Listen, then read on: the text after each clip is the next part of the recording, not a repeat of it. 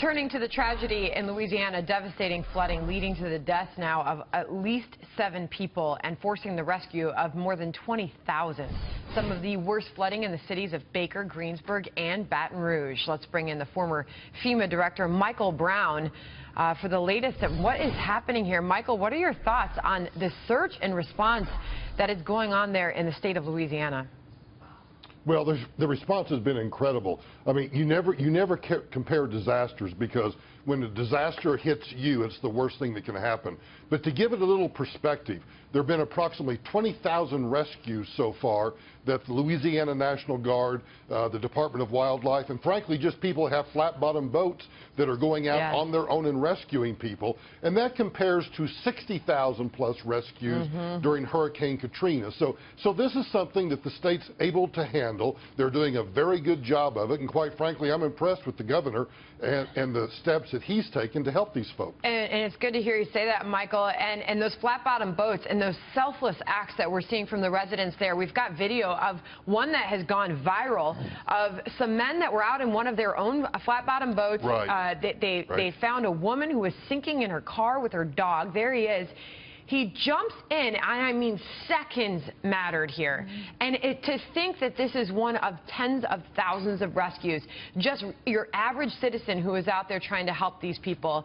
And now you look at the area and you wonder, what is the cleanup of this area going to look like after the search and rescue efforts conclude?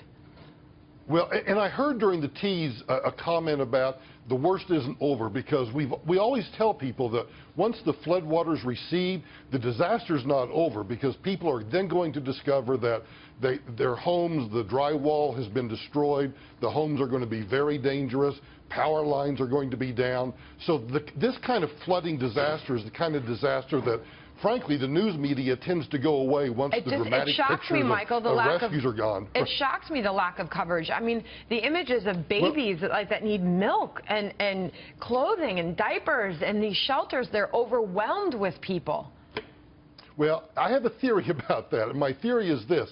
When a disaster of this size, which is significantly smaller than Hurricane Katrina was, there's the lack of a focal point. And during Katrina, you had a focal point, which was the Superdome, and that draws in the national media and the local media. And in here, what you have is you have something that's localized, it's spread out, and it's difficult for the media to kind of convey exactly that these people are suffering just as people suffer in any kind of flood, and it doesn't draw the kind of media attention that a widespread 90,000 square mile disaster like Katrina would attract. Mr. Brown, this is Kirsten Hagland here. I read a really interesting story about how in nearby New Orleans, Airbnb actually has waived their fees for people that might need housing assistance, you know, for Airbnb owners to open up their homes, and they even have a section where people then don't have to pay, where they're looking for free housing. How has the New Orleans area, right in that area of southern Louisiana, really come together and changed since Hurricane Katrina to really bond together and be there for one another to help save each other? Well, it's exactly what you just said. Any time that a disaster occurs, there are always problems, because that's the inherent nature of a disaster.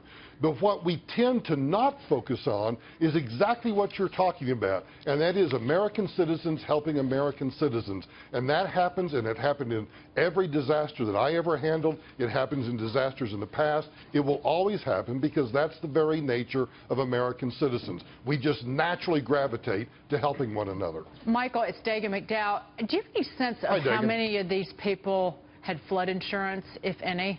Because, again, people very often, even if they're eligible for it, they won't buy it. Well, and that's something I tried to find out this morning, and I can't get any numbers. But here's what concerns me. If you have a mortgage, there's probably 100% chance that mortgage holder is going to require that you get flood insurance if you're in a flood insurance zone. But what we're going to find out is a lot of people that don't have mortgages, they rent or something, they're not going to have flood insurance, and then they're going to find all of this damage. And they're going to look around, and their homeowners isn't going to cover it. FEMA will come in. These areas will be declared a federal disaster.